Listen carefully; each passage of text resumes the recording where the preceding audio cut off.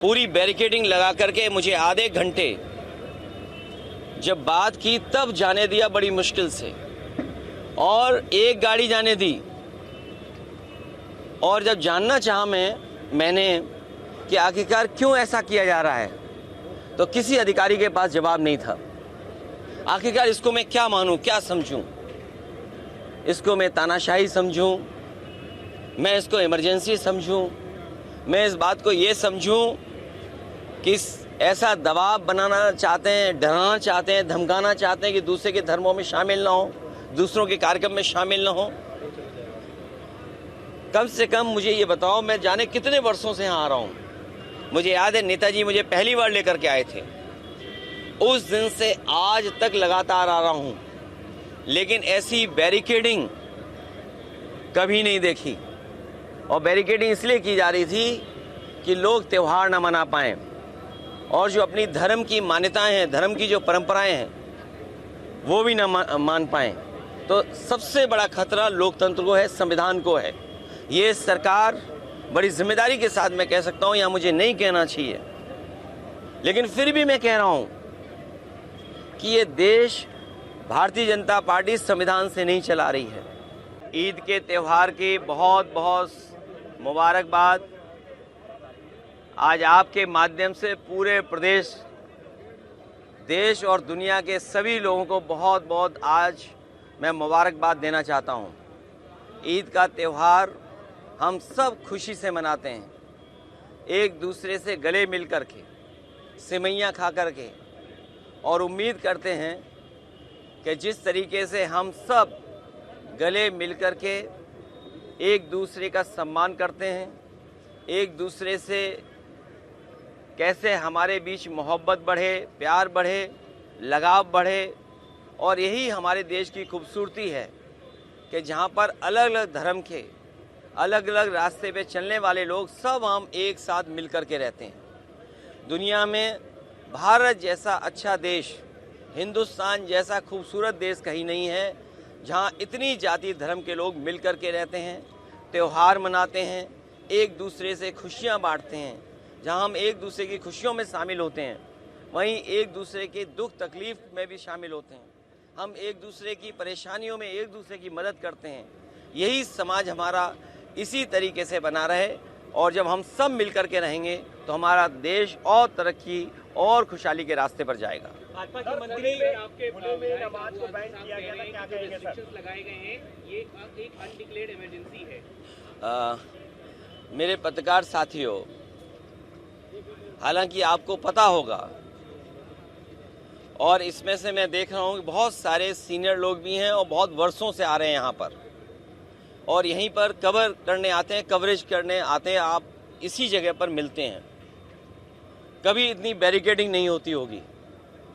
जब मैं आज आ रहा था तो जानबूझ करके पुलिस ने मुझे रोका। मैंने जानना चाहा कि भाई क्यों नहीं जाने दे रहे हो। पूरी बैरिकेडिंग लगा करके मुझे आधे घंटे जब बात की तब जाने दिया बड़ी मुश्किल से, और एक गाड़ी जाने दी। और जब जानना चाहा मैंने कि आखिरकार क्यों ऐसा किया जा रहा है, तो किसी अधिकारी के पास जवाब नहीं था। आखिरकार इसको मैं क्या मानूं, क्या समझूं? इसको मैं तानाशाही समझूं, मैं इसको इमरजेंसी समझूं, मैं इस बात को ये समझूं कि ऐसा दबाव बनाना चाहते हैं, डराना चाहते हैं, धमकाना चाहते हैं कि दूसरे के धर्मों में शामिल ना हो, दूसरों के कार्यक्रम में शामिल ना हो।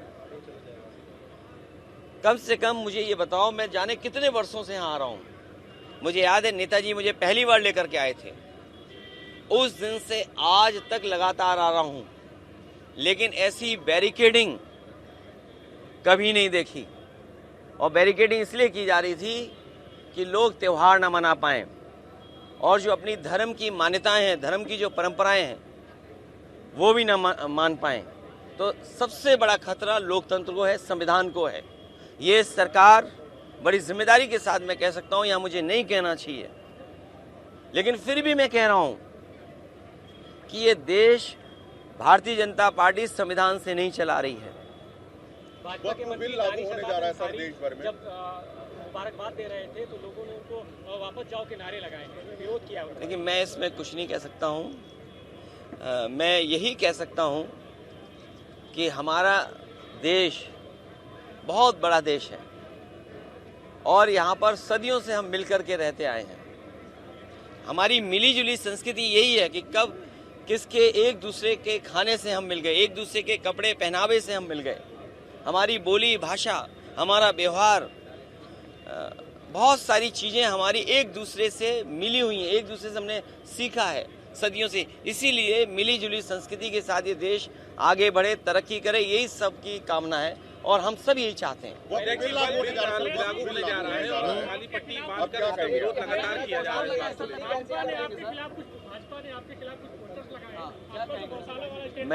मैं तो भाजपा से कहूँगा, अगर गाय के सवाल पर हमसे बेहतर कौन जानता होगा। भाजपा वालों को मैं इतना कहना चाहता हूँ, जो पोस्टर लगा रहे हैं, जो चैनल में डिबेट कर रहे हैं और बड़े बड़े एंकर, ये जो बड़े बड़े राष्ट्रीय चैनल हैं जिनके एंकर बड़े बड़े बहस कर रहे हैं गाय पर, मैं सबसे कहूँगा कि गाय संरक्षण के लिए काम करें। जितनी भी हमारी एंकर महिलाएं हैं, एंकर पुरुष हैं और जो कंपनियां इन्वेस्ट कर रही हैं इन चैनलों में, मैं उन कंपनियों के मालिक से भी बड़े हाथ जोड़ के निवेदन करूंगा कि वो लोग भी गाय के संरक्षण पे, गाय को के संवर्धन पर, गाय के और हमारी कैसे पले बढ़ें उसके लिए काम करें। और जो बात मैंने कही वो इसलिए कही थी मैंने क्योंकि भारतीय जनता पार्टी के लोग न गिनती बताएंगे कि गाय और सांड कितनी हैं उनके यहाँ, न गिनती बताएंगे, न मरने वालों की गिनती बताएंगे और बजट आखिर कहाँ खर्च हो रहा है ये भी नहीं बताएंगे। तो मैं अपने पत्रकार साथियों से कहूँगा, जितनी जिम्मेदारी से मुझे आप जानकारी दे रहे हैं उतनी जिम्मेदारी से संख्या कहलवा दो उनसे, और उस संख्या में एक महीने में कितने लोगों की जान जा रही है गायों की, वो भी संख्या बता दें। और आखिरी में अपनी बात कहता हुआ, ये सब बहस इसलिए भारतीय जनता पार्टी छेड़ती है क्योंकि जो बुनियादी सवाल हैं, किसान की आय दोगुनी होना, नौजवान की नौकरी रोजगार का सवाल, इन्वेस्टमेंट आने का सवाल, महंगाई का सवाल, बिजली महंगी का सवाल, इलाज दवाई है ही नहीं अस्पतालों में, और सबसे बड़ी बात जो छिपाना चाहते हैं वो जो भ्रष्टाचार है, ease of doing corruption, ease of doing and taking commission, ease of doing घोटाला, और उनका ही सबसे प्रिय अधिकारी लापता है, भगोड़ा है, साबित हो गया है।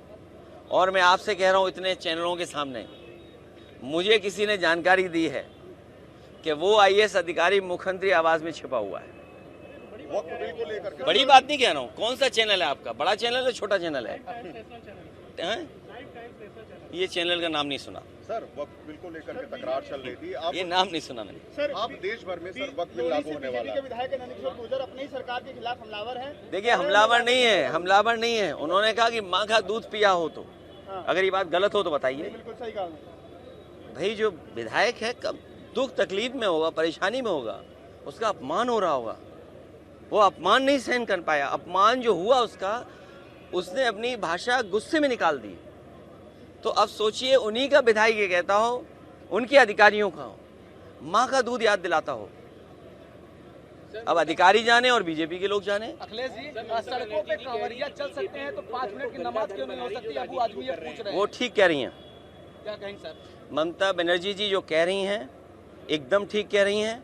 आज जो ममता बनर्जी जी फेस कर रही हैं बंगाल में, जिस तरह का भारतीय जनता पार्टी झूठा प्रचार कर रही है बंगाल में और बिहार में, इसी तरह का गंदा प्रचार, घटिया प्रचार भारतीय जनता पार्टी ने यूपी में भी किया था, और आप लोग सब जानते हो। लेकिन मैं जानता हूं कि आप भी कुछ नहीं बोलोगे।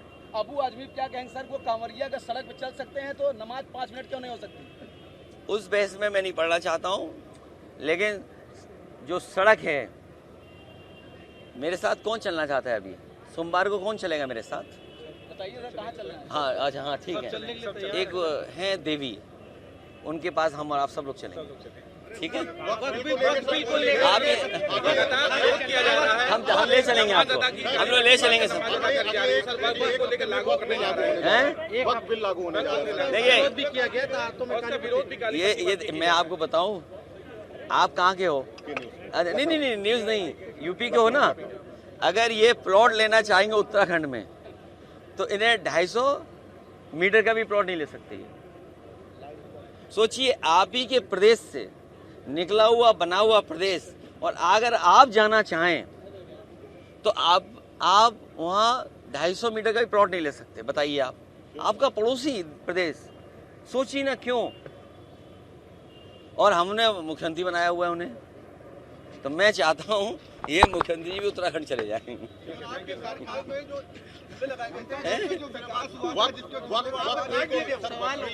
अरे वक्फ बोर्ड, मैंने तुमसे क्या कहा? बीजेपी ने पहले एंग्लो इंडियन का वो लिया वापस आरक्षण, जो एंग्लो इंडियन का रिजर्वेशन था वो छीन लिया।